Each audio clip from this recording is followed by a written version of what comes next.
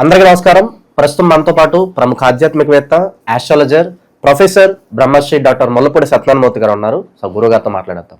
నమస్కారం గురుగారు. నమస్కారం మణికంఠ గారు. గురుగారు, సెప్టెంబర్ మాసం వృశ్చిక రాశి వారి పరిస్థితి ఏ విధంగా ఉండబోతుంది? చంద్రగ్రహణం తాలూకు ఇంపాక్ట్ వీళ్ళ మీద ఎలా ఉండబోతుంది? ఓవరాల్ గా ప్రెసెంట్ వీళ్ళ టైం ఎలా నడుస్తుంది వృశ్చిక రాశి వారు? వృశ్చిక రాశి వారికి చంద్రగ్రహణం ఎఫెక్ట్ ఎక్కువగా తగులుతుంది. అందువలన వీళ్ళు కొన్ని నియమాలు పాటించాల్సినటువంటి అవసరం ఉంది 7వ తేదీ సెప్టెంబర్ నెల 2025 సంవత్సరంలో. ఇకపోతే గ్రహణ నియమాలు. ఈ వృశ్చిక రాశి వారికి అర్ధాష్టమ రాహువు, పంచమ శని, అష్టమ గురుగ్రహ ప్రభావాలు. ఇంకేముంది ఇక్కడ? ఎలా వీళ్ళు పైకి రావడం? అయితే మా పని ఇంతేనండి అని అడగచ్చు. అక్కడ రాజ్యస్థితిగతుడైనటువంటి కేతుగ్రహం ఏం చేస్తుందంటే, నువ్వు పెళ్లి చేసుకోనైనా అని ఒక సంబంధం తెచ్చిచ్చారనుకోండి, వాళ్ళ అమ్మ నాన్న వాళ్ళు చెప్పేది వినరు, మేము సొంతంగా చూసుకుంటూ ఉంటారు. సరే చూసుకోండిరా బాబు అని వదిలేస్తే వాడిని మాట్లాడమంటారు. వాడిని మాట్లాడి వీడికి నాలెడ్జ్ తక్కువ ఉంది, ఓవర్ అనాలిసిస్, ఓవర్ అనలైటికల్గా, ఓవర్ థింకింగ్ చేసేసి అసలు పెళ్లి కాని బెండకాయలు అయిపోయి మొత్తం 34 సంవత్సరాల వరకు ఆడవాళ్ళు పెళ్లి కాకుండా పోతున్నారు. ఈ కేటగిరీ అంతా కూడా ఎక్కువ మంది వృశ్చిక రాశిలో ఉంటారు ఇప్పుడు. కాబట్టి దీనికి సింపుల్ మార్గం ఏంటంటే వీళ్ళ అమ్మ నాన్న చెప్పినట్టు అయిపోయాయి. ఇకపోతే ఆదాయాల దగ్గరికి వచ్చేసరికి వృశ్చిక రాశి వారికి బ్రహ్మాండంగా కుమ్మేస్తారు డబ్బులు. అప్పు చేయాల్సిన పరిస్థితి వస్తుందంటారా? వృశ్చిక రాశి వారు అప్పులు ఇస్తారు, అప్పులు చేయరనమాట. కాబట్టి డేర్ అండ్ డాషింగ్ వీళ్ళంతా కూడా వృశ్చిక రాశి వాళ్ళు. కాబట్టి ఈ యొక్క వృశ్చిక రాశి వాళ్ళు చేసే పనులంతా కూడా వృత్తిలో కూడా చాలా సీక్రెట్గా చేస్తారు. Cyber securities, police department, CID, ఇలాంటి డిటెక్టివ్, ఇలాంటి ఉద్యోగాలు చేస్తారు. మొన్న నాకు ఒకడు తగిలాడు. ఏం ఉద్యోగం చేస్తావు నాయన అంటే, క్రికెట్లో అంపైర్ కింద నేను చేస్తున్నాను సార్ అన్నాడు. శాబాస్ అన్నాను. ఇంతవరకు నేను పాప అలాంటి ఉద్యోగాలు చేసేవాళ్ళు నాకు తగలలేదు. శాబాస్ అంటే పనికి ఏది కూడా ఉద్యోగం ఏదైనా చేసుకోవచ్చు ఎవరైనా సరే, ఆత్మవిశ్వాసాన్ని నింపించాడు ఆ అబ్బాయి. అలాగే ఈ యొక్క వృశ్చిక రాశి వాళ్ళకి ఆదాయాలు పెరుగుతాయి బాగా, భర్తలు బాగా సంపాదిస్తారు, భార్యలు శుభ్రంగా హనీమూన్లు, ఇవన్నీ కూడా యాత్రలు, ఇలాంటివన్నీ కూడా వెళ్ళి మంచిగా పిల్లలతో, వాళ్ళు లేకపోతే భర్తతో అవన్నీ కూడా ఎంజాయ్ చేస్తారు. ఎక్కడో కూడా వృశ్చిక రాశి వారు కాంప్రమైజ్ కారు. కాబట్టి వృశ్చిక రాశి వారి భర్తలు ఎవరైతే ఉన్నారో వాళ్ళ జేబుల్లో నింపుకోవాల్సినటువంటి అవసరం ఉంది. ఇక ప్రభుత్వ ఉద్యోగాలు చేస్తున్నటువంటి వాళ్ళు టీఏలు, డిఏలు, అరియర్స్లు ఇవన్నీ కూడా వచ్చేస్తాయి. ఈ పెన్షనర్స్ ఎవరైతే ఉన్నారో వాళ్ళకంతా వన్ టైం లైఫ్ సెటిల్మెంట్ అనేటటువంటిది చేసేసి మంచిగా చెప్తారు. అలాగే ఈ రాశివారి దూర ప్రయాణాలు మొత్తం కలకత్తా, గౌహతి ఈ టైపులో అంతంత దూరాలు వెళ్తారు. ఇంకా వీళ్ళంతా కూడా వృశ్చిక రాశి వాళ్ళు ఎంత గొప్ప వాళ్ళు అంటే, మా మిత్రుడు ఆయన ఉన్నాడు, ఈ భారతదేశంలో ఉన్న ఇది కాకుండా శివాలయాలు ఉండకుండా కొండ మీద దేవాలయాలు, కేదార్నాథ్, బద్రీనాథ్ తీసుకెళ్లేవాడు. ఏంటంటే బాబు నేల మీద ఉన్న దేవాలయాలు ఎందుకు రిస్క్, కాళ్ళ మీద ఎంజాయ్ చేయాలండి, మీరు తెలీదు అనేవాడు. ఇప్పుడు ఇంకో మిత్రుడు వచ్చాడు నాకు, ఏకంగా శంభాలా నగరానికి తీసుకెళ్ళిపోతాడు, రష్యా తీసుకెళ్ళి అలా మొత్తం మీద అక్కడి నుంచి ఎప్పుడో 4th డైమెన్షన్లో 5000 సంవత్సరాల తర్వాత జరగబోయేటటువంటి వచ్చేటటువంటి మా ఈ యొక్క మన శంభాలా గ్రామాన్ని ఇప్పుడే చూపిస్తానంటాడు.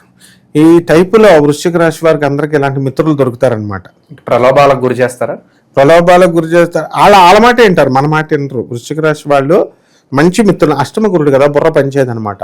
అందువలన వాళ్ళ అమ్మా నాన్నల మాట వినాలి, వీళ్ళు మాస్టర్ల మాట వింటే బాగుపడతారు.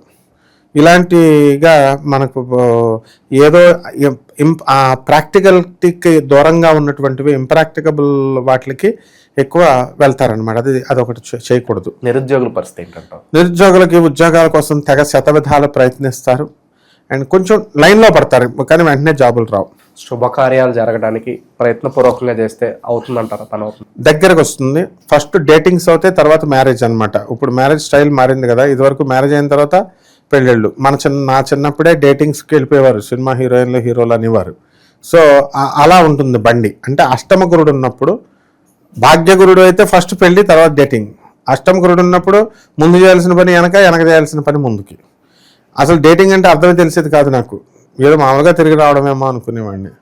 ఆ తర్వాత పెద్ద అయిన తర్వాత నాకు డేటింగ్ అమ్మ చాలా ఇంపార్టెంట్ అని చెప్పేసి మొత్తం అంటే సినీ రంగం వాళ్ళని అనకూడదు, ఎప్పుడు సినీ రంగం వాళ్ళు మంచివాళ్ళు, వాళ్ళు అంటే ఇది కల్చర్ ఇంట్రడ్యూస్ చేసింది వాళ్ళే కదా. అంటే వాళ్ళు ప్రొడ్యూస్ చేశారు అంటే సినిమా వాళ్ళు ఎప్పుడు కూడా శుక్రబలంతో పుట్టినటువంటి వాళ్ళు. వాళ్ళు వాళ్ళు ఏది చేసినా సరే, ఇప్పుడు అమెరికన్స్ ఇవన్నీ దేశాలు ఉన్నాయి కదా, ఫారిన్ కంట్రీస్, అవన్నీ భోగభూములు. మన భారతదేశం నార్త్ ఇండియా కూడా భోగభూమి.